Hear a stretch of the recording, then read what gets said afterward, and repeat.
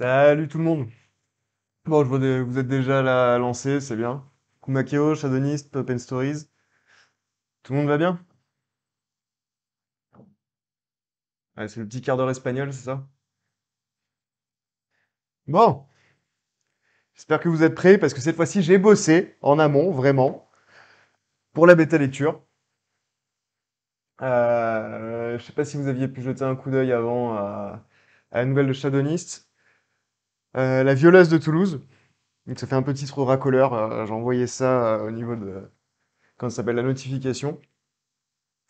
Ça va, merci Shadowist de pas avoir fait un truc avec trop de détails à l'intérieur. Parce que sinon, je pense qu'il aurait fallu mettre un truc genre PG 18 sur le stream. Là, ça va. Kumakeo, on pouvait y jeter un œil. Euh, ouais, sûrement. J'ai pas pensé à vous dire. Mais pour la prochaine fois, je penserai à vous le dire. Au pire, putain de merde, faudrait mettre en place une espèce de liste de diffusion où, enfin, voilà, les gens qui sont abonnés à la liste de diffusion reçoivent la nouvelle sur laquelle on va faire la bêta lecture. Ah, après, non, c'est clair, mais en fait, ça peut être une bonne idée de faire ça. C'est vrai que si vous venez et que bah, vous espérez pouvoir jeter un coup d'œil en amont sur la nouvelle, c'est vrai que c'est la manière la plus simple de faire ça.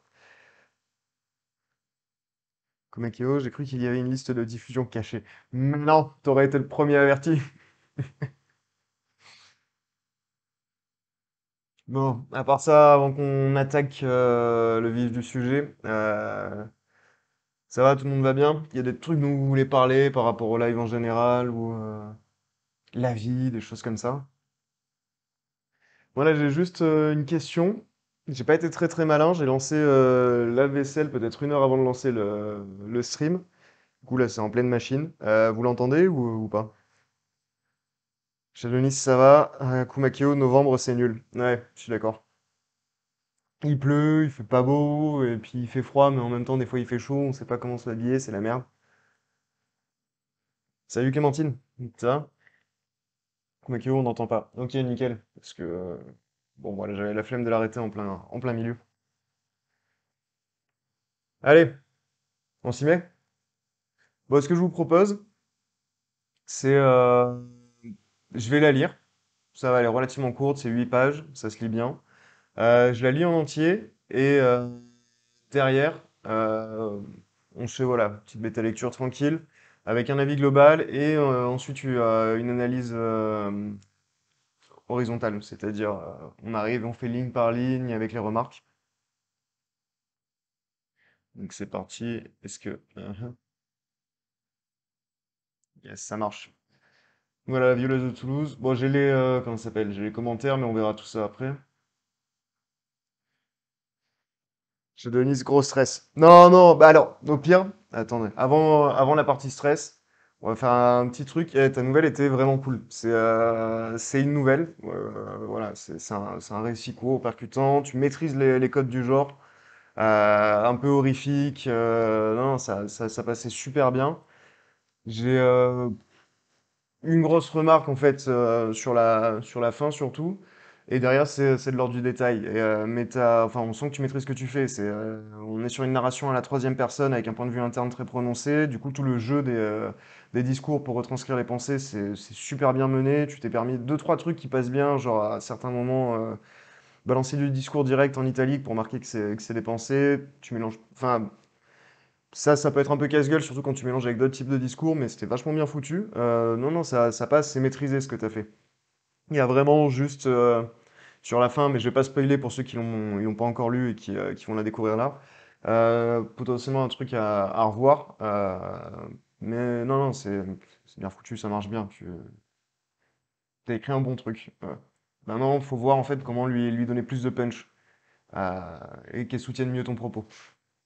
Mais on va voir ça derrière. Allez, c'est parti.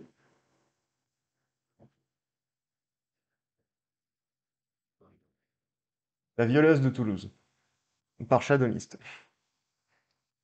La nuit est tombée depuis longtemps sur Toulouse. Une nuit froide, inhabituellement calme, hostile. Paul marche d'un pas pressé sous la lueur peu rassurante des lampadaires. Affirmer qu'il n'y a pas un chat dans les rues serait peu dire. La vie semble avoir déserté jusqu'aux fenêtres au-dessus de sa tête. Pas étonnant. La soirée s'est prolongée beaucoup plus tard que prévu. Le cas un peu classique où Flavio propose de prendre un verre à la maison. Un verre qui est suivi par un autre, puis encore un autre, et ainsi de suite, jusqu'à ce que l'un d'entre eux réalise avec effarement qu'il est presque 3 heures du matin. Bref, une soirée d'autant plus déraisonnable qu'on n'était que lundi et que Paul croule sous le taf en ce moment. Le pire n'est cependant pas la perspective de passer une nuit trop courte en début de semaine. Le pire, c'est de rentrer chez lui.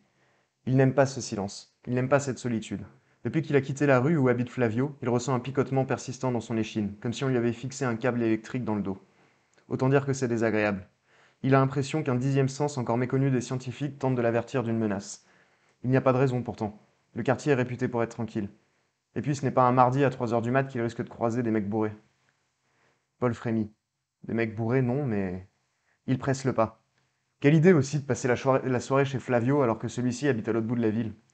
Faudra vraiment qu'il investisse dans un vélo, ou tout au moins un abonnement au réseau des Vélib. Là, le problème, c'est qu'il n'a pas assez d'argent sur son compte pour la caution. Au bout de la rue, il aperçoit la place Esquirol. Encore une demi-heure et il sera rentré chez lui, estime-t-il. Ça va être chaud de bosser demain.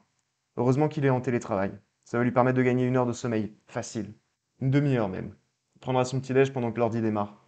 À tous les coups, il y aura encore une mise à jour à faire. La place Esquirol est entièrement déserte, elle aussi. C'est la première fois qu'il la voit ainsi. D'habitude, il y a toujours du mouvement. Des fêtards, quelques voitures, un ou deux SDF aussi, au grand minimum. Là, rien. Putain, c'est à croire que la ville entière a été évacuée. Ah non, tiens. Il aperçoit de la lumière à une fenêtre, et des silhouettes qui parlent, et des silhouettes qui parlent fort et rient. Ils sont encore plus inconscients que lui, ceux-là. Sans doute des étudiants. Les étudiants font toujours la teuf. Enfin, sauf les gens comme Paul. Lui, c'était un toqué des révisions. Il est toujours un peu agacé, frustré plutôt, lorsqu'il entend des gens répéter que les études, c'est le meilleur moment de la vie. Ce n'est pas vrai pour tout le monde. Paul était toujours focalisé sur les notes, le parcours professionnel, les stages, et puis évidemment, il attendait les bourses à la fin du mois. Ou plutôt au début du mois suivant, bien sûr. Il ne regrette pas, ceci dit. S'il avait glandé autant que ses condisciples, autant que les jeunes qu'il vient d'apercevoir par la fenêtre, il n'en serait pas là. Ce n'est pas donné à tout le monde d'être chef d'équipe à 29 ans. Il sait qu'il ne doit pas sa situation à un don inné, mais bien à un travail rigoureux et acharné maintenu année après année. La voie étant déserte, il n'attend même pas que le feu passe au vert pour traverser. Ça ne sert à rien. Dans le silence presque absolu qui pèse sur la ville, il aura entendu de loin l'approche d'une voiture, d'une moto, et même le tic-tic-tic-tic caractéristique des rouages d'un vélo lancé à pleine vitesse. Paul n'entend que sa propre respiration, le claquement de ses semelles sur le goudron et les frottis de ses mouvements. En quelques instants, il atteint le trottoir d'en face, une surface de ciment souillée par la pisse malodorante ou des déchets que des cons ont jetés comme si les préoccupations environnementales étaient réservées aux politiques. Il descend le long de la rue de Metz, en direction du fleuve. Toujours pas une voiture. C'est dingue, se croirait à Agen, pas à Toulouse. Ok, on est en hiver, et les gens préfèrent rester au chaud, mais quand même. Paul s'arrête et retient sa respiration. Il écoute le silence. Ça devait juste être le claquement de ses semelles sur le ciment. Un moment, il avait cru que... Non, pourtant, les semelles de ses baskets, ça ne fait tout de même pas le même bruit que des talons. Il faut vraiment être à moitié sourd pour confondre les deux. Un effet de son imagination, alors? Il reprend sa marche en accélérant un tout petit peu. Il a vraiment hâte d'arriver chez lui. C'était stupide de s'attarder autant chez Flavio, en ce moment, après tout ce qu'on raconte. Les rues de Toulouse ne sont pas sûres pour un mec seul la nuit. Il réalise qu'il a envie de pisser. Putain, il manquait plus que ça. Le froid, le stress et les bouteilles de bière qu'il a vidées inconsidérément se sont ligués pour remplir sa vessie alors qu'il est passé au chiottes juste avant de sortir de chez Flavio. Il tente de penser à autre chose. Au website sur lequel il planche en ce moment, à sa discussion sur les multinationales avec Louisa, aux tresses de Louisa. Elle doit s'emmerder à se coiffer tous les matins, mais putain, ces tresses lui vont vraiment bien. Et rien n'y fait, il a vraiment envie de pisser. Bon, c'est pas grave. Il aurait aimé continuer tout droit, poursuivre sur le pont Neuf vers Saint-Cyp, où il y aura forcément des gens, et puis c'est bien éclairé. Bref, où il se serait senti plus en sécurité. Mais pour pisser, c'est mort. Il tourne dans une petite ruelle à gauche et dévale presque la descente de la halle aux poissons. Il l'entend distinctement à présent.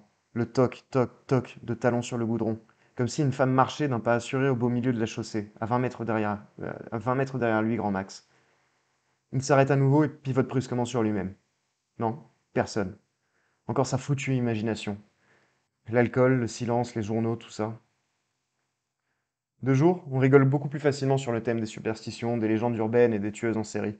Quand on est en sécurité derrière son écran, une tasse de thé fumant posée à côté de la main, on aime bien se moquer des racontars, lancer des blagues pourries du genre «Eh, rentre pas trop tard ce soir ou la violeuse ira te dépuceler». Blague de mec stupide en rut. Bon, c'est pas trop le genre d'humour de Paul, à vrai dire.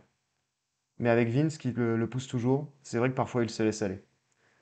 Ça n'est pourtant pas un sujet marrant. Je connais plein de filles qui se sont fait agresser en début de soirée. Une fois, Tamara a dû courir comme une dingue pour échapper à un connard qui la collait depuis une demi-heure. Mais là, à ce moment précis, il va jusqu'à envier Tamara. C'est que la voleuse n'est pas vraiment le genre d'adversaire que l'on peut distancer. Du moins, c'est ce qu'on dit. Il se force à rire. Putain, mec, tu crois vraiment à tout ce qu'on te raconte? Si ce qu'on disait était vrai, comment saurait-on tout ça? Bien sûr, les cadavres sont bien réels, et il y en a eu combien déjà? 8 ou 9? Toujours des mecs retrouvés égorgés, le visage déformé par la terreur et la souffrance, les bras horriblement déboîtés et couverts de cyprine. Non, mais ça a dû être considérablement exagéré. Et que dire des spéculations sur la violeuse, qui s'attaque aux hommes isolés? Alors pardon, ça me fait marrer, parce que je m'y attendais pas à cette partie-là. Première fois que je l'ai lu, c'est bon. Voilà. La violeuse qui s'attaque aux hommes isolés se risque en dehors pendant la nuit qui les viole, quoi. Après les avoir torturés dans la rue, puis leur tranche la gorge. Et surtout, comment saurait-on qu'elle-même est une sorte de victime qui a le mal tourné comme dans les revenge movies? Que cette Harley Quinn toulousaine s'habillerait d'une robe blanche. À tous les coups, ça devait être un mec bien givré sur Facebook qui a lancé une théorie de pervers qui a... Ouais. Une théorie de pervers qui le faisait fantasmer, et que plein d'autres ont relayé parce qu'ils trouvaient ça bien trouvé quand même. Puis l'information s'est diluée dans les esprits à mesure que plus de monde la lisait et en parlait. Ouais, ça doit être une explication comme ça. La violeuse n'existe pas. Paul n'est même pas sûr qu'il y ait vraiment eu 8 cadavres. Ça devait être juste 2 ou 3, des coïncidences. Les médias ont exagéré les faits comme d'habitude et les réseaux sociaux ont fait le reste.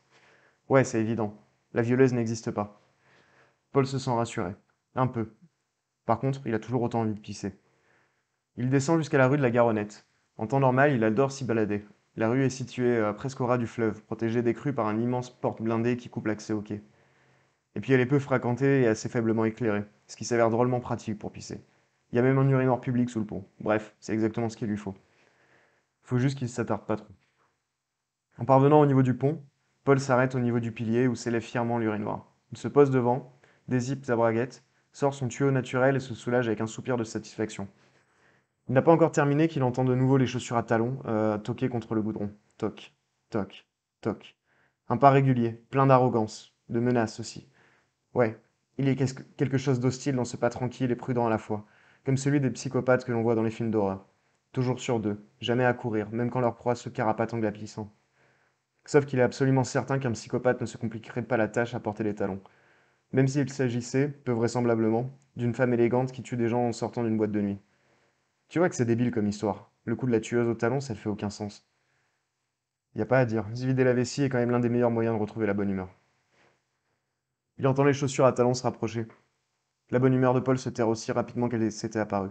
Sans cesser d'uriner, putain, il en avait vraiment besoin, il tourne brusquement la tête et frissonne. Elle est là. À 10 mètres de lui, une silhouette blafarde le fixe. C'est une jeune fille bien faite dans une robe moulante. Pourtant, Paul ne lui trouve rien de sexy. Ou peut-être que ça aurait été le cas, s'il avait été d'humeur à mater son corps, s'il n'avait pas été pétrifié par les yeux. Les yeux. De grandes pupilles noires encerclées par un maquillage dévasté qui le fixe sans ciller. Paul finit d'uriner et rengaine vite fait son pénis. Les jambes tremblent lorsqu'il se retourne bravement vers la jeune fille tout en refermant sa braguette. Excusez-moi, vous avez besoin de quelque chose? Il a dû cligner des yeux, tourner la tête ou regarder ailleurs à un moment parce qu'il s'aperçoit qu'elle n'est plus là. Ce n'est pas possible. Il est pourtant sûr de l'avoir vue, là, à quelques mètres de lui. Elle était là, avec son regard sinistre, sa robe impeccablement blanche. L'alcool ne provoque pas d'hallucination tout de même. Il n'est pas fou, non? Il regarde partout autour de lui, mais il est seul dans la rue déserte. Même les fenêtres des maisons sont noires, comme si toute vie avait quitté la rue. La vie. Il ne se rappelle pas avoir reconnu la moindre lueur de vie dans les yeux de la jeune fille, comme si elle n'était plus. Que dit la légende déjà? Qu'il s'agissait d'une ancienne victime d'agression qui se venge sur les hommes? Nulle part il n'est précisé si elle est censée être vivante ou morte, blonde ou brune. Paul mobilise ses jambes tremblantes et reprend sa route. Il marche si vite que les muscles le tirent. Allez, dans 25 minutes, il sera en sécurité chez lui. Au moins, il n'a plus besoin de pause pipi à présent. Le toc toc toc des chaussures à talons reprend. Le pas est aussi tranquille que tout à l'heure, mais Paul est pratiquement certain que le son se rapproche. Impossible? On se croirait dans un espèce de cliché de film, on se croirait dans un cliché de film d'horreur. Si je marche vite et qu'elle se déplace lentement, elle ne peut pas me rattraper. Elle n'avait pas l'air d'avoir des jambes particulièrement longues. Encore que, tout ce dont il se souvient distinctement sont ses yeux noirs, vides d'expression. Il commence à trotter. Une petite voix au fond de lui-même tente de rationaliser la situation, commentant que personne n'est là pour le voir courir tout seul comme un demeuré. Alors il se met franchement à courir. Il parcourt ainsi toute l'avenue de la Garonnette, jusqu'au petit rond-point face au fleuve. Par la terrifiante jeune fille, il n'a aperçu personne depuis un bon quart d'heure. C'est pas possible. Même à 3 heures du mat, me dites pas que toute la ville est en train de pioncer. Il n'entend plus les chaussures à talons. Peut-être qu'il l'a finalement semé, cette connasse. Ou bien qu'il commence à dégriser. Il s'engage sur le petit pont de halage. Il distingue les phares d'une voiture au loin. Elle ne va pas dans sa direction, mais cette présence le rassure. C'est le premier objet mouvant qu'il aperçoit depuis une éternité. Paul a l'impression de sortir d'un univers parallèle, l'un de ces mondes où le temps s'écoule différemment que découvrent parfois les héros des récits arthuriens. Allez, plus qu'un quart d'heure et j'y suis. Il se trouve con à faire le compte à rebours depuis tout à l'heure. Il se dit que s'il se trouve con, c'est bon signe. C'est qu'il en a quelque chose à foutre, qu'il n'est plus pétrifié comme tout à l'heure. Il racontera ça à Vince demain. Typiquement le genre de truc dont on rigole après coup. Quitte à rire un peu jeune. Il doit bien y avoir une explication rationnelle à ces hallucinations. Elle est là, plus loin sur le fond, sur le pont, face à lui, la fille. La chose le fixe de ses yeux sans expression. Paul retient son souffle. Elle ne bouge pas, ne parle pas. Sa poitrine ne se soulève même pas sous l'effet de la respiration. Pourtant, elle a l'air réelle. Et elle se trouvait derrière lui il n'y a pas 2 minutes. Non, non, non, non, non! Les jambes de Paul tremblent tellement qu'il manque de s'effondrer. Il sait que ce qu'il compte faire est inutile, pourtant il ne voit pas d'autre solution. Il refuse de s'avancer vers cette créature. Alors il fait demi-tour et part en courant. Il sait qu'elle le poursuivra, soit de son pas mesuré et pourtant rapide, soit en se téléportant derrière lui en quelque sorte. Tout en courant, il comprend que son destin est scellé, que c'était le cas depuis qu'il est sorti seul de chez Flavio. Il ne comprend pas pourquoi elle lui en veut à lui particulièrement. Il n'est pas une mauvaise personne. Il n'est même pas assez narcissique pour se considérer comme une bonne personne. Il est juste lui, quoi. Avec ses qualités et ses défauts. Un jeune homme de 29 ans, chef d'une équipe informatique de 5 personnes dans une start-up, célibataire, écolo, apprécié de ses amis. Mais tout ça, la Violette s'en fout. Une seule chose compte pour elle. Paul est un homme. Ok!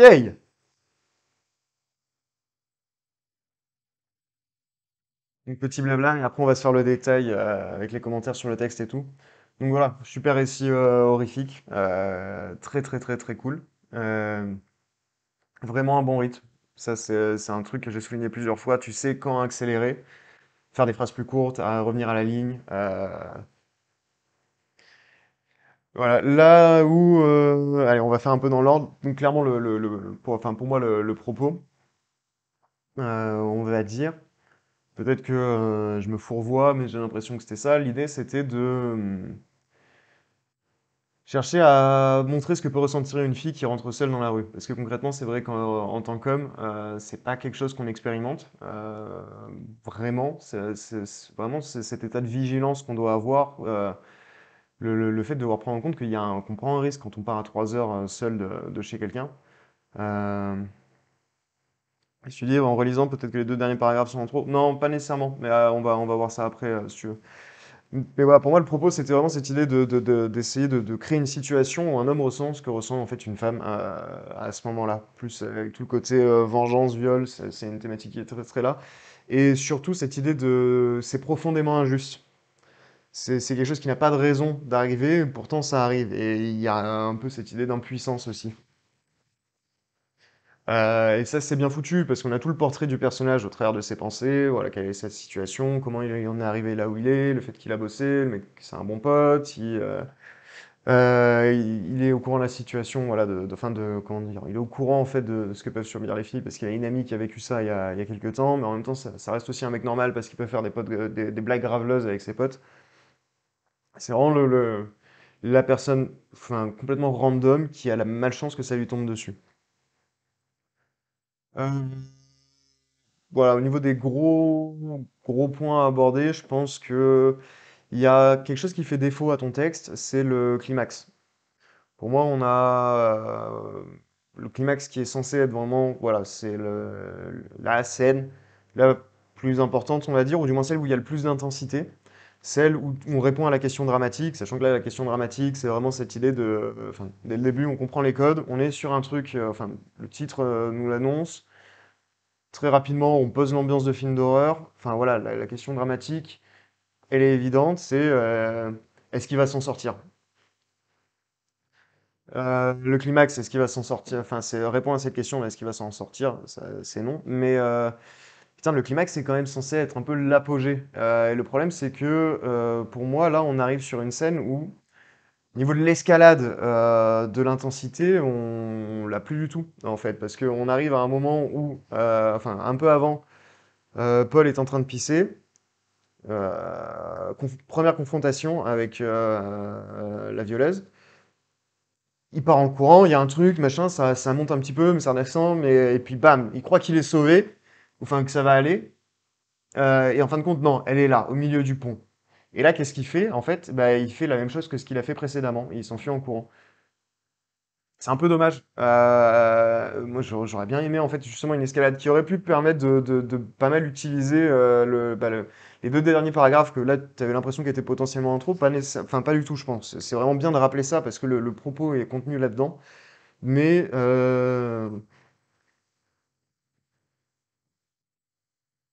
ouais.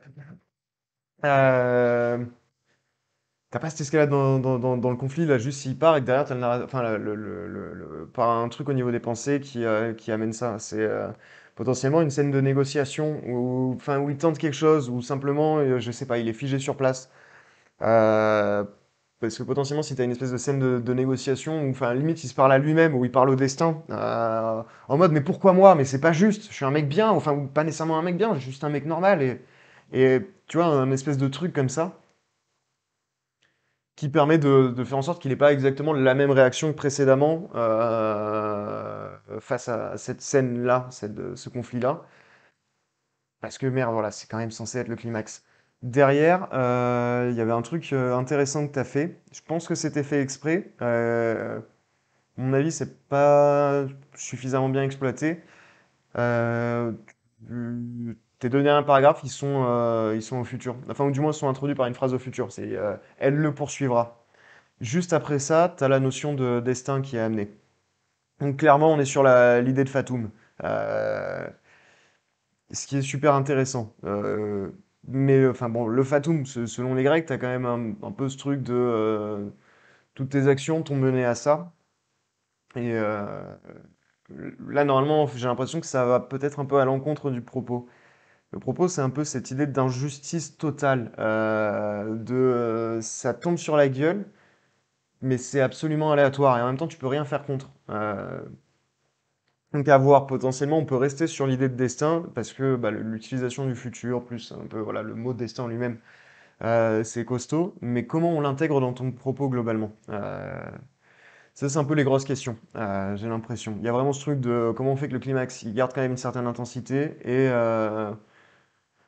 cette utilisation du fatum, comment tu l'intègres à ton propos global. Moins qu'un destin, c'est une impuissance. Voilà, je suis d'accord. Mais du coup, en fait, il manque en fait ce petit truc intermédiaire parce que effectivement, le destin, c'est un truc face auquel on est impuissant. Mais l'idée globale, c'est l'impuissance. Donc comment en fait tu te sers de la mention, de l'évocation de l'idée de Fatum pour que ça serve plus directement celle d'impuissance.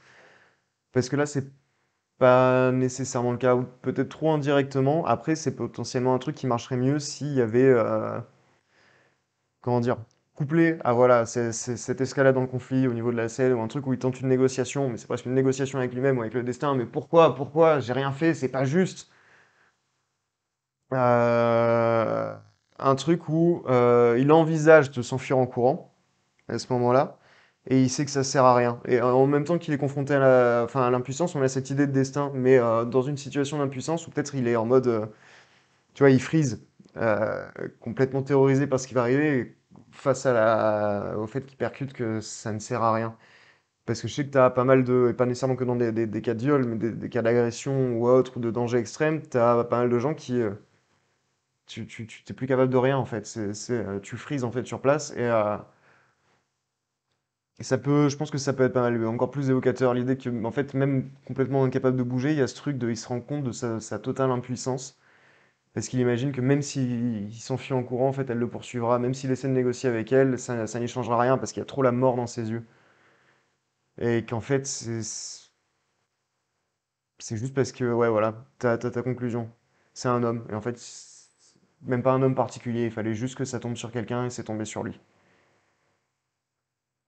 Et là, je pense que tu auras un truc qui aura un peu plus de punch. Parce que, voilà, excellente nouvelle qui pour moi manque de punch là-dessus. Et ce qui la ferait basculer tu sais, la catégorie des textes où t'es là et t'as envie de l'envoyer à tes potes en mode, putain, check ça, c'est vachement bon, il y a quelque chose, parce que ça t'a pris au trip. Et à mon avis, ce qui empêche pour l'instant de faire ça, cette nouvelle, qui est enfin, très bien écrite, il y a de la technique, l'ambiance et tout, c'est nickel, c'est en fait, voilà, cette chute, cette fin. Vraiment, comment t'as géré le climax. Et le lien fort avec le propos. Voilà. Je sais pas ce que t'en penses, si ça te semble cohérent ce que je dis. Moi, je l'ai perçu comme ça. Et les autres aussi, d'ailleurs, je sais pas ce que vous en pensez, si ça vous paraît cohérent. Maintenant, on va se faire le détail, enfin voilà, ligne par ligne. C'est parti, on y retourne.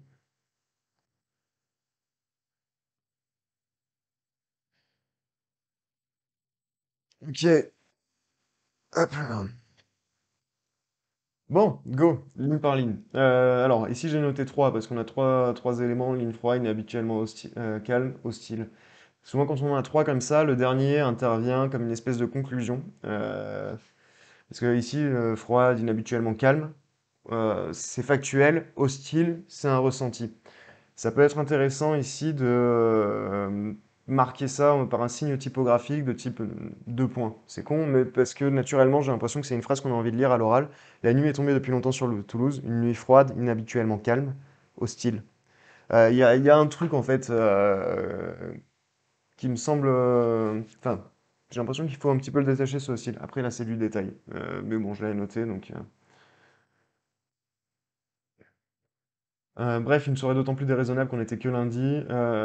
Alors, comment dire, les trucs où j'ai rien relevé, c'est que ça marche bien et y a rien à dire. Et clairement là, tu mets en place une bonne ambiance, c'est cool. Potentiellement, on pourrait s'appuyer sur des images en plus qui marchent bien et qui enfin, recontextualisent pas mal par rapport à l'hiver, ne serait-ce que la condensation de la respiration, des petits trucs comme ça. Un peu de brume aussi, c'est con, mais la brume, dans la littérature, ça a toujours été associé avec l'émergence du fantastique. Voilà. Mais la brume, c'est qu'à un moment, il y a un truc fantastique qui risque d'arriver. Je propose ça, même si c'est très cliché, parce que justement, tu joues sur les clichés, en rappelant, je crois, au moins à deux occasions, enfin au moins à une occasion, peut-être à deux occasions, que enfin, le personnage te dit on se croirait dans un film d'horreur. Enfin voilà. Donc, si on a ce côté un peu métatextuel, où on commente justement l'utilisation des clichés, on peut y aller pas mal à fond. Et surtout si ça entretient et met en place une certaine ambiance. Rythme nickel. Donc voilà, bref, une soirée d'autant plus déraisonnable qu'on était que lundi et que Paul croule sous le taf en ce moment. Là, je me suis posé la question, est-ce qu'il faudrait pas balancer toute la phrase à l'imparfait? Parce que naturellement, effectivement, c'est ça. Et je pense que même si le temps de la narration, on est sur du présent, ça me semblerait pas incohérent d'avoir de l'imparfait de partout sur cette phrase. Euh, En mode transposition enfin ouais, si tu passes en mode indirect le discours de la pensée.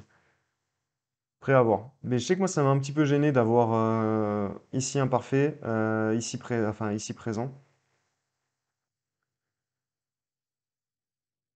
J'aurais vraiment bien vu de l'imparfait au deuxième. Mais sinon, d'autant plus qu'on est que lundi et que Paul croule sous le taf en ce moment, je pense qu'il faut. Kumakyo, je trouve que ça fonctionne bien pour le coup. Ok. Moi, je sais que ça m'a gêné à la lecture. Salut Matt. Ah ouais, du coup, c'est la première fois que je te vois, toi. Contexte, bêta lecture, on vient de se lire la nouvelle de Shadownis, qui s'appelle La violeuse de Toulouse. J'ai fait un petit peu, voilà, mon avis global, et surtout au niveau de l'intrigue, voilà, le gros point qui, selon moi, devait être amélioré. De toute façon, on reviendra dessus après. Là, on est sur une lecture assez... alors, on dit horizontale, même si techniquement c'est vertical, mais on fait un peu ligne par ligne les trucs que j'ai relevés. Voilà. Et la nouvelle, en gros, c'est un récit, enfin voilà, une nouvelle horrifique d'un mec qui se fait tuer enfin qui se fait attraper par une apparition qui viole des hommes et les tue derrière. Ok. Donc voilà. Donc là, la question du temps, pour moi, je pense qu'il faudrait vraiment Le lycée, soit partir présent, puis soit partir présent sur les deux verbes, soit imparfait sur les deux verbes. Ouais, pas de souci. Donc le pire n'est cependant pas la perspective parisienne. Le pire, c'est de rentrer chez lui. Alors, le pire, c'est de rentrer chez lui. En fait, le truc, c'est amené comme ça. On a un petit peu, alors on fait assez rapidement le lien avec la suite, que c'est cette nuit-là spécifiquement, avec ce silence, cette solitude, etc. Le problème, c'est que enfin, t'as séparé ça en deux paragraphes. Du coup, normalement, un paragraphe, c'est un petit peu quand même une unité de pensée, mine de rien. Là, isolé comme ça, cette proposition, le pire, c'est de rentrer chez lui. On a quand même un petit peu l'impression que c'est un truc qui a valeur d'habitude. Enfin, il a l'habitude de ne pas aimer rentrer tout seul chez lui, comme ça. Ça peut être pas mal qu'est-ce que j'avais dit? Voilà, de recontextualiser. Le pire, c'est de rentrer chez lui dans cette ambiance de film d'horreur ou simplement raccrocher, en fait. D'habitude, je suis plutôt pour aérer, mais potentiellement, ça peut être pas mal de raccrocher là, si tu veux pas préciser. Ok, donc, ouais, ici. Dixième sens encore méconnu des scientifiques. Là, on t'entend trop, toi en tant qu'auteur. Là, c'est. Enfin, ça, on pourrait imaginer que c'est le personnage qui a une culture, mais il l'aurait pas dit encore méconnu des scientifiques. Il aurait dit dixième sens, parce qu'il sait qu'il y en a neuf qui sont actuellement référencés des sens par la science. Là, on entend pour moi beaucoup trop la voix de l'auteur qui précise, genre, ah ah, lecteur, j'ai pas dit sixième sens, parce que même si habituellement le sixième sens c'est le sens enfin voilà, en plus, bah, en fait, techniquement, il y en a 9 qui sont reconnus, du coup, faut dire dixième sens. Ça fait chier, c'est factuellement juste, mais ça fonctionne pas. Je pense qu'il faudrait, pour moi, là, mettre sixième sens. Et si ça t'emmerde trop, mettre dixième sens. Soit ça va être compris dixième sens, soit ça va être compris par les lecteurs qui ont cette culture scientifique, soit ça va être compris comme une hyperbole par ceux qui n'ont pas cette culture. Mais ça va mieux fonctionner. Là, pour moi, ça nous sort en fait du truc parce que bah, il y a l'auteur qui nous explique un fun fact, quoi. Ok. Bon, ça, je l'ai pas relevé, mais ça marche super bien. De toute façon, je l'avais dit au début, tu as été très très bon pour la retranscription des pensées, ce qui est relativement technique quand on a un truc, voilà, une narration troisième personne et point de vue interne. Là, tu arrives à enchaîner du discours en direct libre, discours direct avec du marquage typographique comme ça, sans que ça fasse enfin, foutoir. C'est vraiment bien fait. Euh, tac, tac, tac. Voilà. Il faudra vraiment qu'il investisse dans un vélo. C'est con, pas nécessaire, mais c'est vrai que moi, naturellement, quand on est de la retranscription des pensées, je pars plutôt sur du conditionnel ou du présent, surtout une narration au présent. Genre, il faudrait vraiment. Mais ça passe quand même là, le faudra. Mais je l'ai quand même relevé parce que bon, j'ai l'impression, mais ça c'est vraiment perso, que ça passerait mieux présent ou conditionnel. Euh, ou tout au moins un abonnement au réseau Vélib. Là, le problème, c'est qu'il n'a pas assez d'argent sur son compte pour la caution. Mais alors, là, il y a un petit souci, c'est que, enfin, bah, du coup, je suis toulousain aussi et je sais comment ça fonctionne, le système où tu as la caution. Je sais pas si c'est pareil dans toutes les villes. Et potentiellement, tu as des lecteurs qui vivent pas dans des grandes villes ou qui ont jamais en fait pris de Vélib avec une carte bleue, et qui savent pas en fait que bah, ça te débite d'un certain montant et que tu peux pas, enfin, et que si ton compte est vide, ça passe pas. Potentiellement, c'est suffisamment expliqué comme ça. Potentiellement, il faudrait un petit peu plus développer. Mais j'ai l'impression que il y aurait moyen en fait de retourner toute cette phrase de façon à ce que ça contienne toutes les explications nécessaires et qu'elle fonctionne mieux.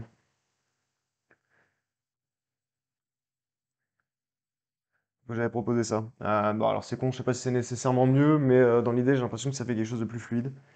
Qu'il investisse dans un vélo, tout au moins un abonnement de Vélib, histoire de pas être pris de court quand il lui reste moins que le montant de la caution sur son compte, comme ce soir, quoi.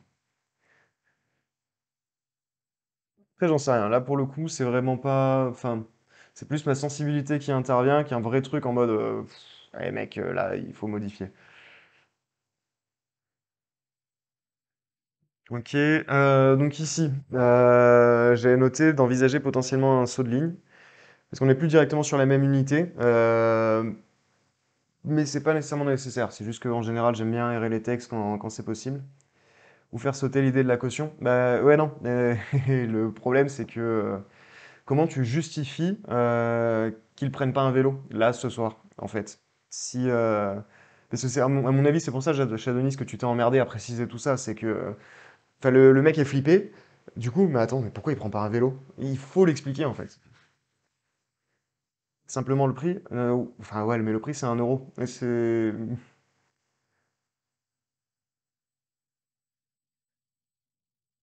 enfin, je me suis déjà retrouvé avec 3 balles sur mon compte. Oui, ouais, mais oui, mais c'est ça, c'est 1 euro. Enfin, et comment dire, et si tu flippes ta race, même si t'as plus beaucoup d'argent, tu payes ce qu'il faut pour te casser, quoi.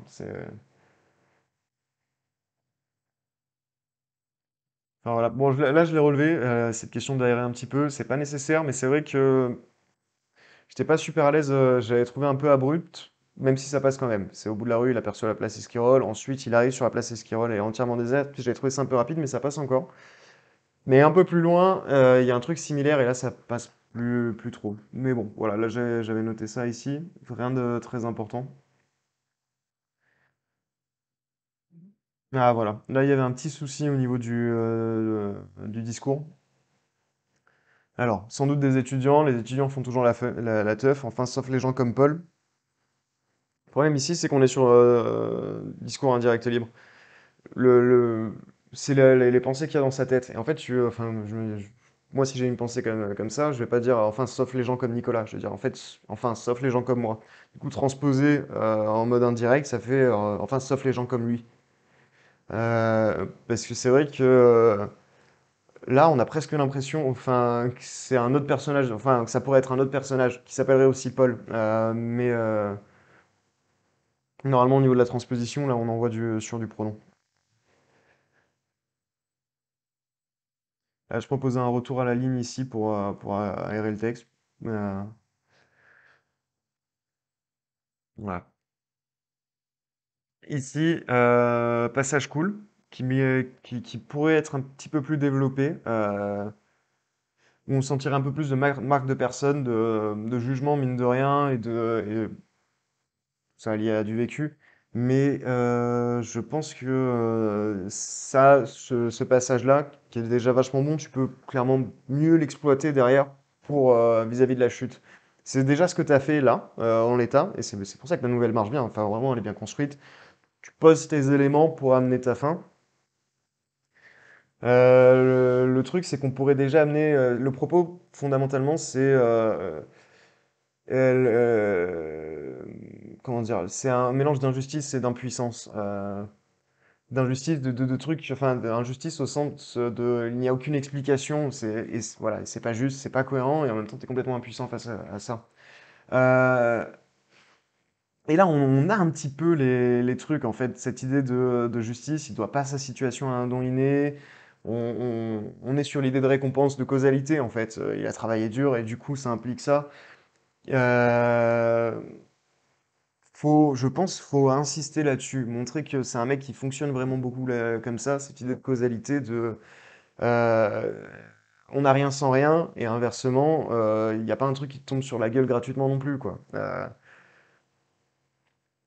Pour vraiment mettre ce truc choquant à la fin de Hypercute qui a aucune putain de... Enfin, là, enfin, il y a cette idée de causalité, de on n'a rien sans rien, et aussi de puissance, parce que par l'effort, par le travail, il arrive, et du coup, ça, c'est comme résultat, machin. En opposition à la scène finale, où tu peux, dans ce cas-là, insister sur le choc qui se prend, qui potentiellement, justement, comme je disais un peu plus tôt, le paralyse, en mode c'est complètement illogique, c'est injuste, il n'y a absolument aucune explication à ce que ça lui tombe à lui spécifiquement sur la gueule, et en plus il est complètement impuissant face à ça. Et là, t'as un truc qui pète un peu plus, voilà, qui est un peu plus de punch. C'est vraiment là en fait t'armes le coup, et autant l'armer un petit peu plus pour l'envoyer plus fort dans le lecteur à la toute fin. Après, sinon, en l'état, très bon passage. Mais c'est si tu veux charger un petit peu ton coup pour la fin, c'est ici qu'il faut le faire. Voilà, et c'est pour ça que je parlais notamment des valeurs et mettre un peu plus de marque de personne là-dedans. Euh, quoi d'autre? Donc on continue. Ouais. Ah ouais. Quelques instants, il atteint le trottoir d'en face, une surface de ciment souillée par la piste malodorante ou les déchets que des cons ont jetés comme si les préoccupations environnementales étaient réservées aux politiques. Ouais, là t'as choisi la facilité. C'est un peu trop simple de faire une description de son point de vue uniquement, en plus vachement longue, où on s'essouffle un peu en la lisant. Il faut faire ce que tu faisais depuis le début en fait avec lui, c'est-à-dire mélange de comment il perçoit les choses, de discours indirect libre, enfin, et d'autres formes de discours, potentiellement balancer un petit truc au discours direct.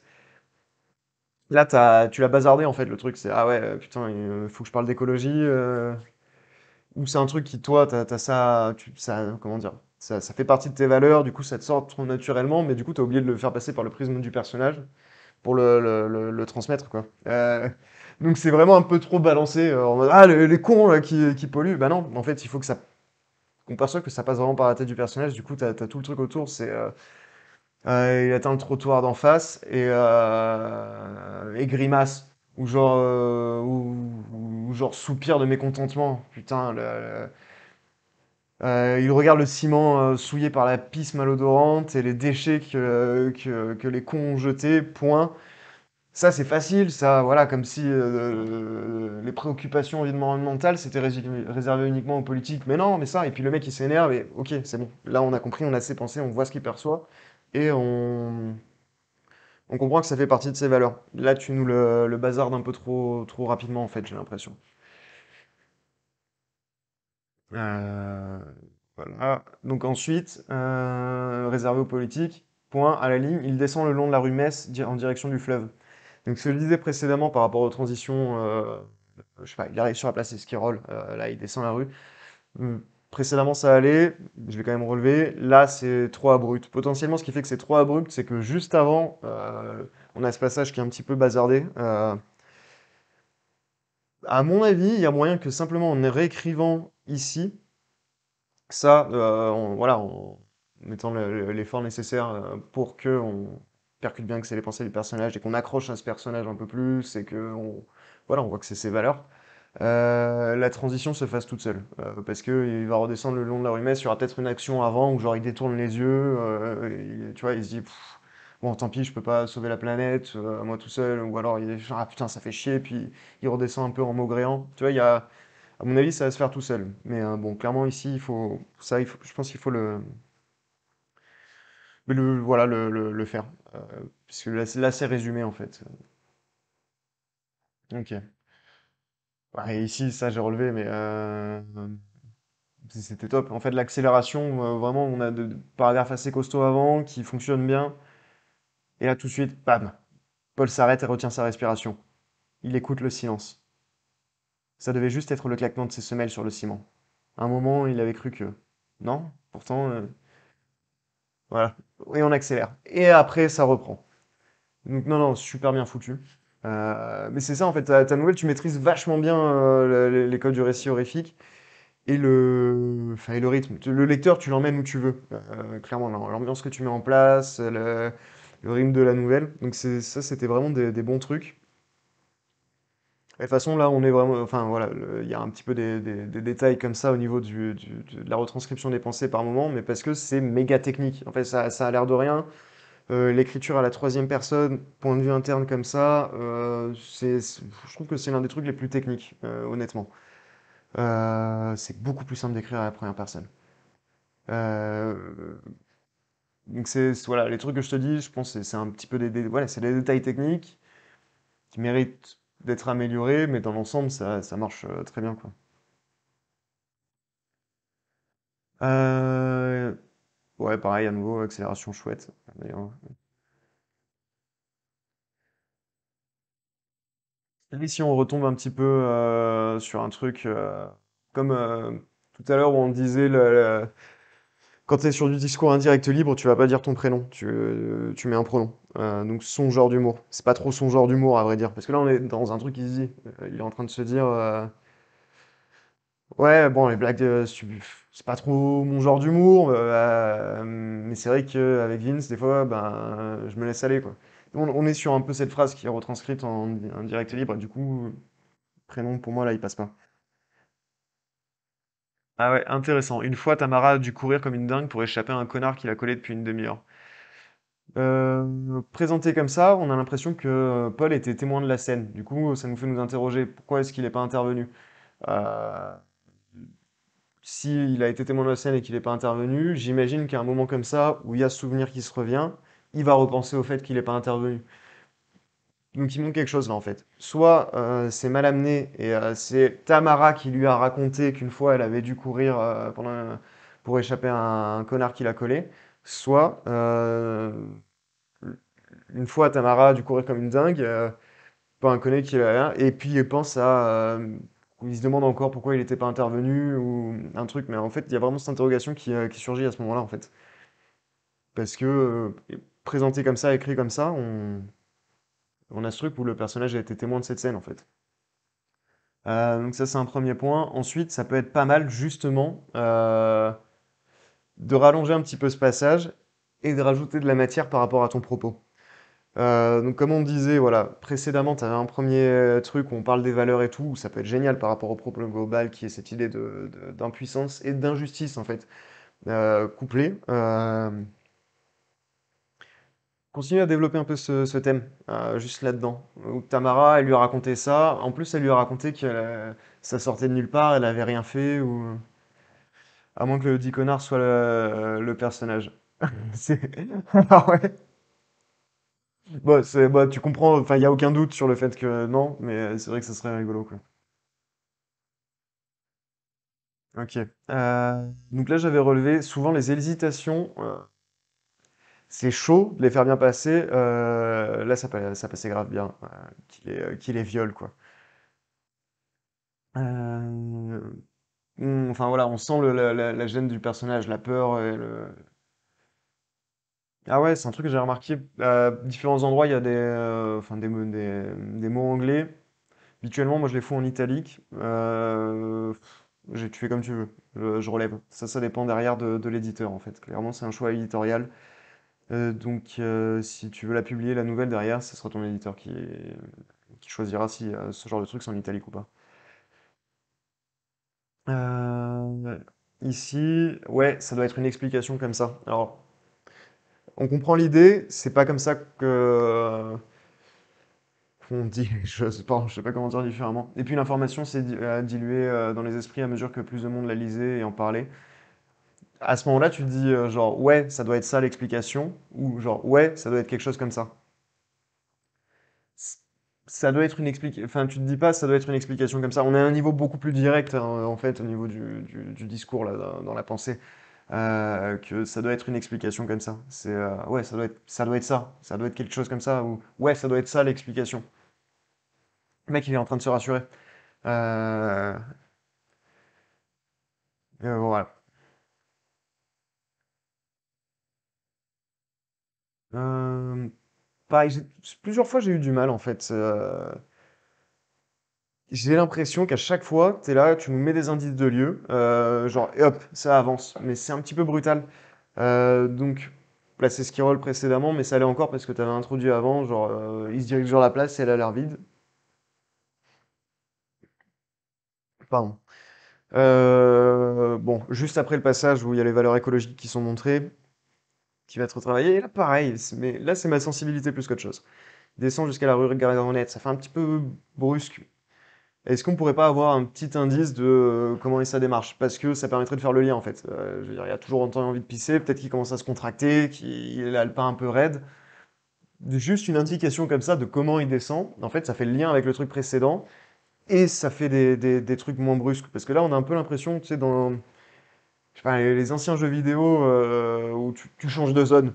Et t'arrives et hop, petit temps de chargement et t'arrives dans le nouveau truc. Et t'as la continuité dans la tête, mais t'es obligé de faire quand même un effort de projection, enfin un effort d'immersion pour voir le truc. Alors que simplement, en fin de compte, faire le lien, par exemple, en écrivant, là, dans ce cas-là, sa démarche ou autre chose, mais en décrivant sa démarche, parce qu'il a de plus en plus envie de pisser et qu'il marche de manière rigolote, derrière, c'est bon, on a plus ce temps de chargement quand on change de zone, en fait. C'est bon, c'était un petit truc. Ici, petit doublon, en parvenant au niveau du pont, Paul s'arrête au niveau du pilier. Niveau, un peu moyen. Ça sort un petit peu de la lecture, en fait. Voilà. Sort son tuyau naturel et se soulage avec un soupir de satisfaction. J'ai pas compris pourquoi t'avais mis un euphémisme ici. Euh, D'autant plus que plus loin, tu parles de pénis. Donc il y a... Soit à ce moment-là, j'en sais rien, bon, c'est vrai que ça arrive, t'écris et tu te dis, attends, ça va être lu. Peut-être que je vais pas parler de bite ou de... Mais ouais, derrière tu mets pénis en fait. Donc, et d'autant plus qu'on est dans son point de vue à lui. Euh, je pense pas qu'il l'appellerait comme ça. Ou alors, au pire, si tu veux partir sur un euphémisme, on peut partir sur un truc, mais il faut que ce soit un truc qui serve le propos. Parce que le lecteur, il va le remarquer ça. Il va se dire, mais pourquoi c'est là? Si tu as une bonne raison de pourquoi cet euphémisme est là, ou pourquoi un autre euphémisme, carrément. Mais il faut que ça serve le propos. Et bon, là tout de suite, j'arrive pas à imaginer un euphémisme à la place de pénis qui servirait le propos global de l'inversion de la situation de. Enfin, normalement, c'est les femmes qui vivent ça. Du coup, je saurais pas te dire. Mais voilà, si tu mets un euphémisme, il faut qu'il serve le propos. Sinon, on relève et on se dit quoi? Quoi.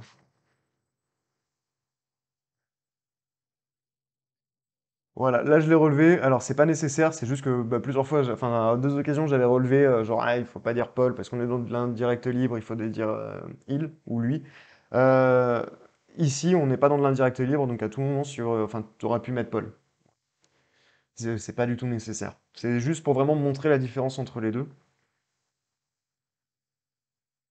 Euh, Ouais, ici j'ai eu un... Alors j'ai compris, même si pardon, même s'il s'agissait peu vraisemblablement d'une femme élégante qui tue des gens en sortant d'une boîte de nuit, on comprend que c'est elle, genre elle sort de boîte de nuit et du coup elle va tuer des gens. J'aurais bien aimé... Et ça c'est... On est sur comment dire, du feeling. Là c'est ma sensibilité qui fait dire ça, on va dire. J'aurais bien vu un truc un peu plus détaillé, parce que putain, je crois que ouais, les gérondifs, c'est toujours la merde en fait, pour déterminer qui est l'agent. Et là, on se demande vaguement si c'est elle ou si c'est des gens. On comprend que c'est elle, mais bon, on se pose un petit peu la question. Potentiellement, même s'il s'agissait peu vraisemblablement d'une femme élégante qui s'amuserait, non, qui tue des gens. Non, j'en sais rien, mais peut-être en rallongeant un petit peu. Ouais, enfin, ou simplement, oui, voilà, c'est ça. En complément circonstanciel, tu le colles à l'agent d'une femme élégante qui, enfin, ouais, au pronom qui rappelle l'agent, d'une femme élégante qui, en sortant de boîte de nuit, tue des gens. Et comme ça, en fait, on n'a plus du tout de doute.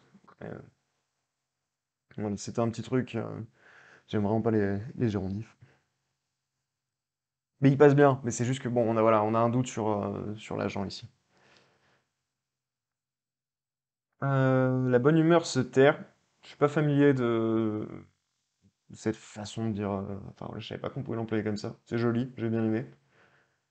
Initialement, je l'avais lu vite et j'avais dit la bonne humeur de Paul se terne aussi rapidement et j'avais trouvé ça stylé. Mais ta façon de l'avoir effectivement écrit est aussi stylée. Qu'elle s'était apparue, enfin voilà, qu'elle était apparue. Là, c'est une toute petite, c'est rien du tout ça, c'est une petite faute à la con. Ouais, ouais, c'est ça, une petite erreur. Donc Paul finit d'uriner et rengaine vite fait son pénis. Ses jambes tremblent lorsqu'il se retourne bravement vers la jeune fille tout en refermant la braguette. Euh, Excusez-moi, vous avez besoin de quelque chose? Il a dû cligner des yeux, tourner la tête. Et en fait, ici, c'est un problème de tempo. Enfin, moi, je dis tempo, mais dans la chorégraphie, en fait, on nous dit avant qu'il se retourne. Et- mais du coup, il l'avait quitté les yeux, en fait. Et le fait de le rappeler derrière, c'est bizarre. Il y a trouvé ça perturbant personnellement. C'est comme s'il fait un truc et puis derrière il dit enfin on dit qu'il a fait le truc, mais comme s'il n'était pas sûr d'avoir vraiment fait le truc, mais on nous a dit qu'il avait fait le truc une ligne au-dessus. Euh, pour moi, je pense que ça serait pas mal là de. Alors qu'est-ce que j'avais noté? Ouais, intégrer une action intermédiaire. Ouais, je me suis emballé pour rien. Mais par automatisme, plus qu'instinct de survie, il jette un coup d'œil au dernier goutte qui te secoue avant de rengainer et se tourne bravement vers la jeune fille. Excusez-moi, vous avez besoin de faire quelque chose. Euh, Elle n'est plus là. Puis voilà, tu t'emmerdes pas. Et comme ça, on a vraiment compris qu'il il regarde ailleurs, il se tourne vers elle, elle n'est plus là. Et pas parce que là, c'est vrai que retourne, c'est relativement faible, donc potentiellement, il y a besoin d'expliquer que il s'est passé quelque chose, mais ouais, c'est déjà contenu là l'idée. Donc il y a, en fait, intégrer juste avant un truc contextuel qui montre une action, et on voit qu'il est concentré, il est focus sur autre chose rapidement. Ensuite, il se retourne vers elle. Tu peux directement envoyer sur elle n'est plus là. Et en fait, en plus, ça marche beaucoup mieux en termes de rythme. Ça punch un peu plus. Il prend son courage à deux mains. Ah, excusez-moi, vous avez besoin. Elle est plus là. C'est vide. C'est pas possible. C'est truc qui accélère un petit peu.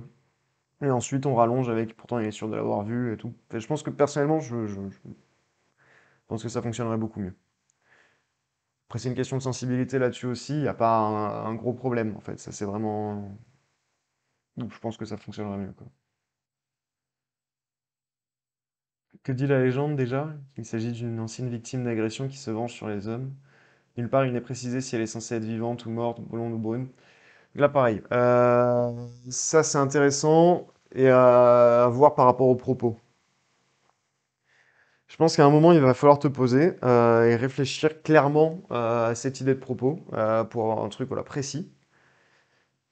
Parce que la revanche, l'idée de la revanche, le concept de revanche, c'est fort. De l'amener, même si c'était déjà amené plus tôt, de l'amener, je veux dire, ça connecte, vu que c'est un concept fort, ça connecte le truc au propos. En quoi ça impacte ton propos? Qu'est-ce que tu veux dire en fait concrètement? Si ton propos c'est voilà, c'est l'idée de faire ressentir à un homme concrètement l'injustice profonde de l'agression, l'illogisme total en fait, juste ça tombe dessus sans aucune putain de raison et l'impuissance totale. Comment on intègre la revanche, l'idée de revanche là-dedans? Qu'est-ce qu'elle symbolise l'apparition? C'est pas, comment dire, c'est pas c'est censé être un truc fantastique aussi. Ouais, je sais, mais bon, en même temps, les trucs fantastiques, les monstres, ils servent à ça. Les monstres, ça a une fonction vraiment allégorique. Tu prends, c'était quoi? C'était Alien. Le film, c'est une allégorie du viol aussi, d'ailleurs. Ça a vraiment cette fonction de représentation, les monstres. C'est aussi Dracula de Bram Stoker, c'était une représentation de la représentation, il me semble.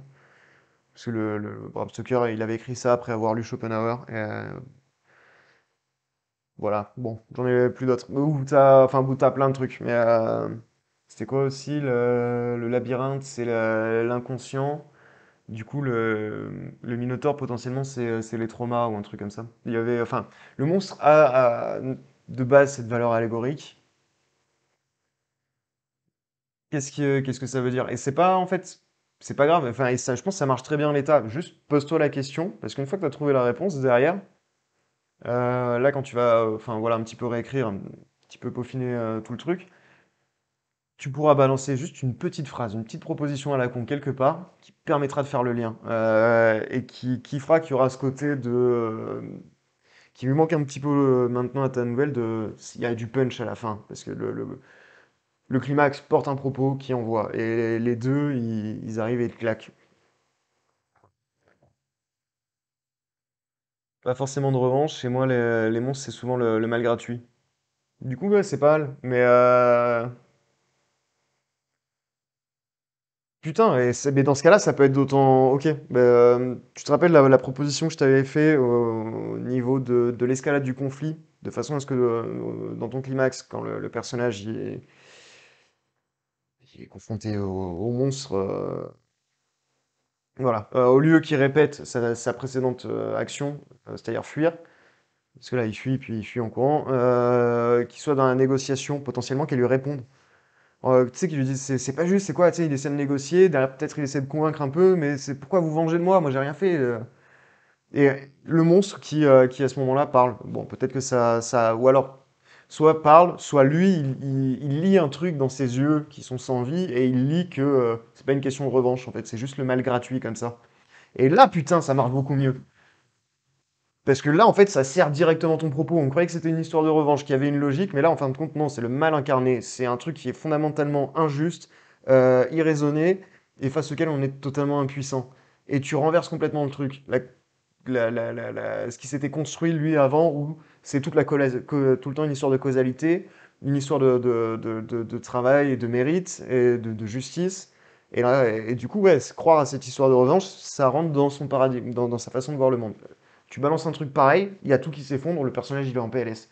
Et le lecteur il est à fond. Ouais, mais voilà, mais il faut qu'à un moment le personnage il percute, c'est pas une histoire de revanche, c'est c'est c'est juste un truc qui est en dehors complet du champ de la moralité, et c'est affreux, et c'est l'horreur quoi incarnée. Mais voilà.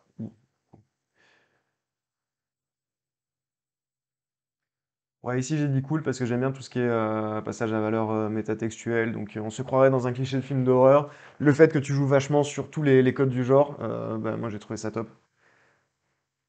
Ici j'avais relevé discours direct des pensées qui passe bien, bah, comme précédemment en fait, t'en mets pas souvent, quand tu les mets ils passent très très bien. Donc là j'avais relevé course, ce que j'avais dit en fait, la réponse au conflit, on a un conflit intermédiaire, une scène en fait où il s'enfuit en courant, mais derrière ça répète, du coup je vais pas me répéter moi. Là, j'avais noté un truc, mais ça, c'est vraiment en plus, à part, pas important. Ce n'est pas possible, même à 3 heures du mat, ne me dites pas que toute la ville est en train de pioncer. Je l'aurais bien vu en train de crier en mode Hey, il y a quelqu'un? Potentiellement, si on est dans l'idée d'une espèce de représentation, après, peut-être ça fait trop pousser au niveau de l'allégorie, mais il veut dire, tu vois, un petit peu, il appelle à l'aide et en fait, il y a personne. Après, à voir si toi ça te parle, si c'est utile ou pas. Mais je sais qu'à ce moment-là, j'avais eu cette vision, je me suis dit ça passerait bien. Clairement, c'est pas nécessaire et peut-être pas nécessairement utile. C'est vraiment moi, je me dis, ah ouais, j'aurais bien vu ça là. Du coup, je te l'envoie, mais c'est pas, pas très très important, quoi. Ouais, bon, ça va pas mal, il commence à se rassurer et tout. Euh, C'était cool, peut-être, j'en sais rien, potentiellement insister sur le fait que c'est bon, c'est fini, il croit qu'il est sauvé, mais en fait non, mais dans l'état, ça marche super bien. C'est pour ça que j'ai rien relevé, il y a un super rythme dans ce passage. Bon, du coup, alors il fait demi-tour et part en courant. Bon, on vient d'en parler. Et là, voilà, la question du destin. Merde. Elle le poursuivra, utilisation du futur, ça renvoie direct au Fatum, derrière le destin. Avec cette idée de sceller en plus. Bon, de toute façon, on en a parlé, ça, et c'est le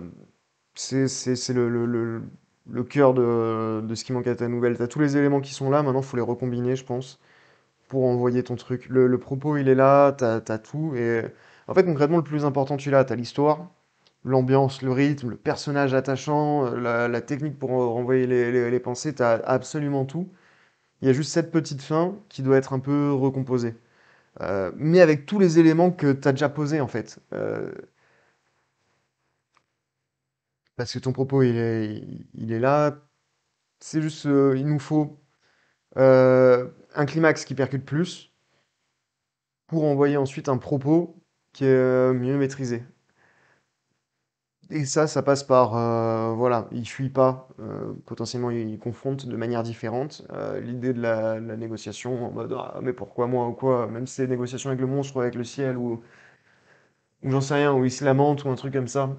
Je pense que c'est une bonne idée, parce qu'en plus, ça permet de faire passer pas mal de pensées en plus, y compris le fait de s'imaginer courir, et tout en sachant qu'elle le poursuivra. Tu retrouves, pareil, la même idée de Fatum, parce que tu as le futur, mais avec une façon de faire différente, qui permet de faire passer l'idée de... c'est pas une revanche, c'est le mal incarné. C'est profondément injuste et il est complètement impuissant. Et le fait d'être là immobile et de même pas oser courir, ça renvoie directement, enfin encore plus directement à l'idée d'impuissance. Et ça marche d'autant mieux si les deux éléments qu'on a relevés précédemment, c'est-à-dire son portrait un petit peu, de comment il a fait ses études, sa carrière et tout, où on insiste sur l'idée de causalité, de les efforts, on n'a rien sans rien, etc. Euh, Si une bonne chose arrive, c'est qu'on a travaillé pour l'avoir. Inversement, si une connerie t'arrive, c'est que un peu tu l'as mérité, genre t'as trop fait la fête, faut pas t'étonner, mec. Tu sais, on a cet ensemble de valeurs, ce système de valeurs qui est construit comme ça, plus l'histoire de Tamara, où on le développe un petit peu plus. Et là, derrière, t'as t'as un truc qui envoie vraiment, avec vraiment ce fil rouge depuis le début. Ce que t'as fait aussi, mais là en plus maîtrisé en fait. Et voilà, en gros.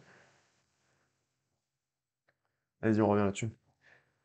Bon, mais bon truc, hein, quand même. Enfin voilà, là j'étais, comment dire, j'étais plus à l'aise parce que contrairement à Kumakeo, malheureusement, je suis désolé, j'ai pas pu faire un truc pareil, mais parce que c'était un petit roman en fait que tu m'avais envoyé toi. Et, et puis, je peux pas passer autant de temps sur un petit roman. Du coup, je peux pas rentrer autant dans les détails et choper autant de trucs. Je l'ai pas, d'autant plus que je l'ai pas lu comme une nouvelle. Enfin, je l'ai lu comme une nouvelle alors que c'était pas une nouvelle. Là, c'était une nouvelle, donc ça se lit vraiment différemment, quoi. Tu l'abordes pas pareil. Mais de rien, Shadowist. Voilà, bah, j'espère que c'était utile. Je t'enverrai le doc avec tous les commentaires. J'aurais dû le dire au début, ça, comme ça tu te serais pas emmerdé à prendre des notes. Je t'enverrai le doc avec tous les commentaires. Et voilà, hein.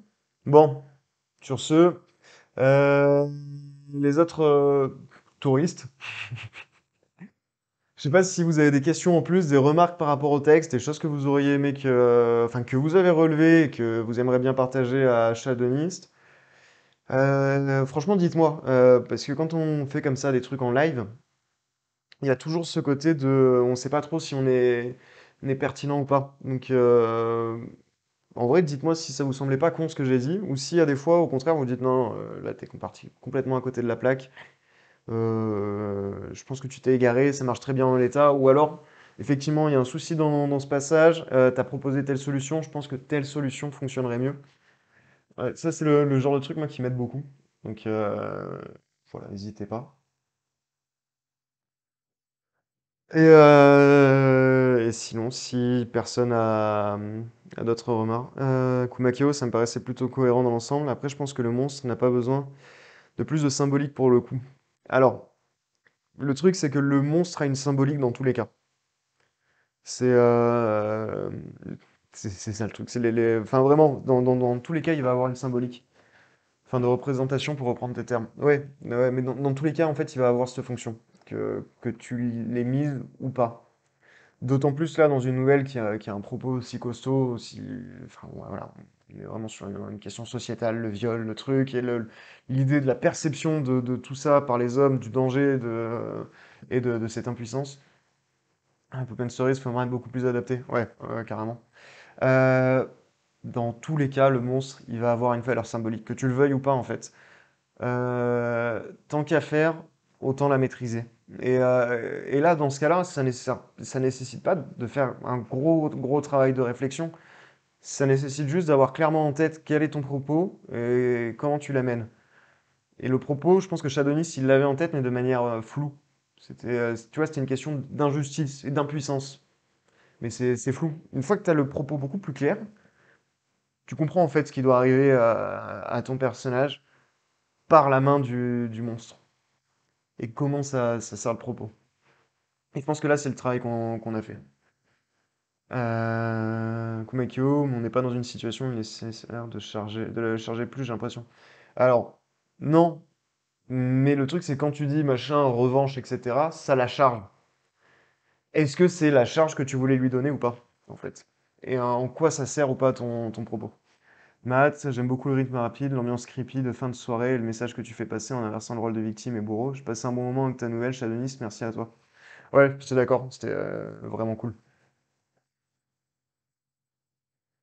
Bon, sur ce, moi j'ai des lasagnes à faire cuire. Alors, est-ce que l'un d'entre vous a envie de m'envoyer une nouvelle pour le coup? Comme ça, j'ai le temps de la lire avant jeudi prochain. Sinon, j'en ai une autre de Shadowlist en réserve. C'est vrai que c'est pas mal si on alterne un petit peu. Ouais, ok. Bah tiens, Matt, vu que t'es nouveau, je sais pas si t'écris toi ou si t'as une nouvelle qui traîne, un truc sur lequel t'aimerais que voilà, je jette un coup d'œil. Pareil, un format comme ça, un peu informel, où on se prend une petite heure et on fait le point.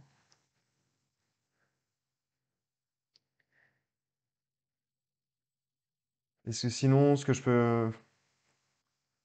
peux faire, ouais, je repasse sur une nouvelle de Shadowlist au pire. Ou au pire, je vous fais une. Ça peut être rigolo. Et assez malaisant, mais c'est vrai qu'on peut faire ça. Je ressors une nouvelle que j'ai écrite. Enfin, je dois avoir des nouvelles qui traînent que j'avais écrites, je sais pas, quand j'avais 16 ou 18 ans ou une connerie comme ça. Et on la voit ensemble. Ça peut être assez marrant. Je pense que, je pense que ça va me donner envie d'hurler, mais ça peut être rigolo comme exercice.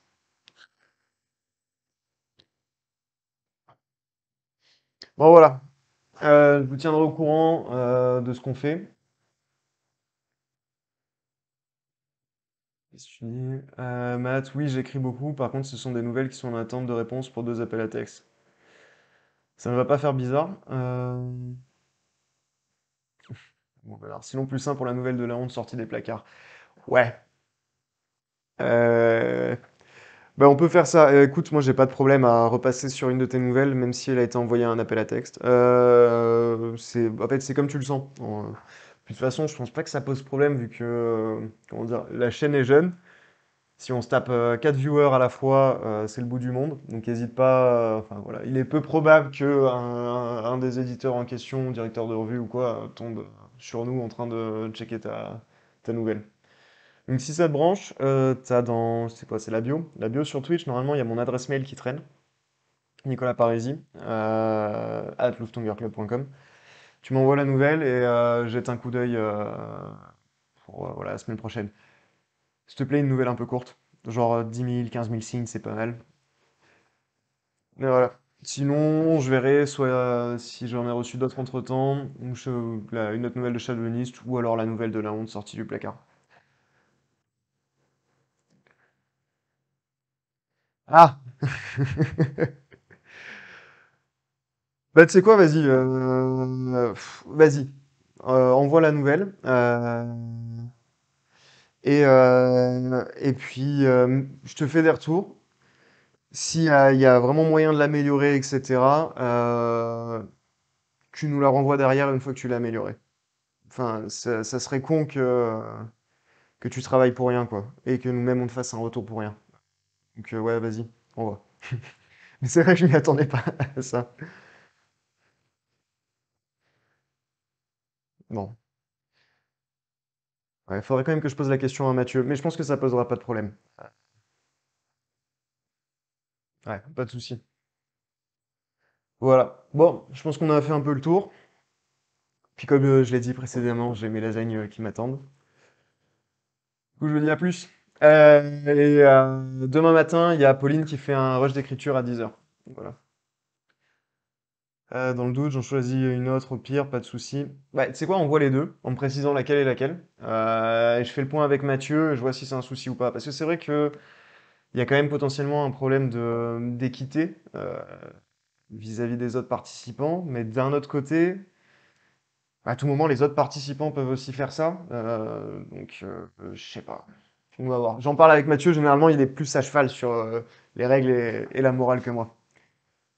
Allez, ciao tout le monde! Comment? Oui.